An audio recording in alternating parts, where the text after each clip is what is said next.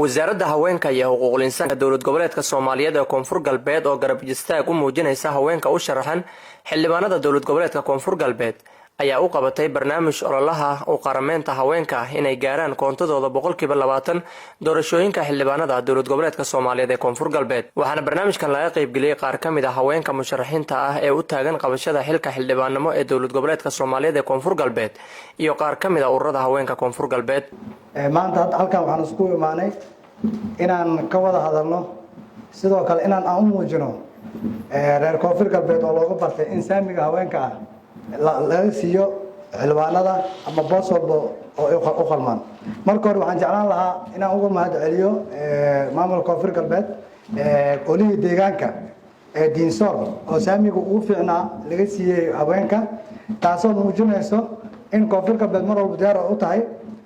xaq ama xuquuq ay leeyihiin haweenka inay ilaaliyaan qaar kamid ah haweenka musharaxiinta ah ayaa ka hadlay waxyaabaha ku kalifay inay soo sharaxaan iyo rajada ay ka qabaan xaqiijinta koontadooda فوانا مركون xildhibaanadii hadaha bahan intii gabdho meel raay doodan oo meel raay hadii ku fursado lahaay hadii meel raay shaqo laan jarta caqabadaha danka wiin jaro waliyada gabadhu wala baratay meel raay shaqo weydiyaas lankii shaqo ku weydiido wali waraare meel raay ka guursade mas'uuliyiin oo ogolaa taasayt meel raay soo korseed yageek ni dhaliidii horta meel raay uu sharaxnadana meel raay taa darteen wali fadaana intii gabdhowan iskaalano oo meel raay lasgacan qabada gabdhaweeran dhibadinin wali buu hadda in kastoo sidii hor lan hayday oo gabarta kala ficilaaso horumarshin fadaana haddii dib waliba ku taliyo doonaatii uu iskacan qabsado doono oo meel raay ku taliyo doono iska hirnaan alxamdulillah waxa maanta ma haddaan gaarka iska leh oo dadkan quruxda badan leh iyo gabdhahan quruxda badan isku keen waxa wasaaradda haweenka iyo horumarinta xuquuql insaanka aad ugu mahadcelinayaan wasaaraddeena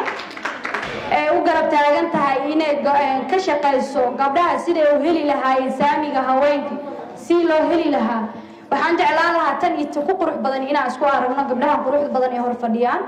gudoomiye ku-xigeenka maamulka iyo maaliyadda degmada Baydhabo Mudane Yuusuf Barre oo ka qayb galay barnaamijkan ayaa ka hadlay sida maamulka ay uga go'an tahay garab istaagidda haweenka iyo xaqiijinta koontadooda doorasho dowlad goboleedka Koofur Galbeed gaar ahaan baarlamaanka runtii waxa ogaataan waana ogtiin inta badan in Koofur Galbeed ay ahayd meelihii ugu koontada fiicneed ee maamul goboleedyada kale marka maxayto laga hadlayo background ahaan maamul goboleedkii baarlamaankii hadda dhamaanay ugu dambeeyay Koofur Galbeed intaasoo waxa ku jirtay oo tiro oo gabdho maamul goboleedyada kale marka fiirisid labo hal ku kalena ma waliba hadda Soomaaliland oo kale waxa u maleynaa inaysan ku jirin wax gabar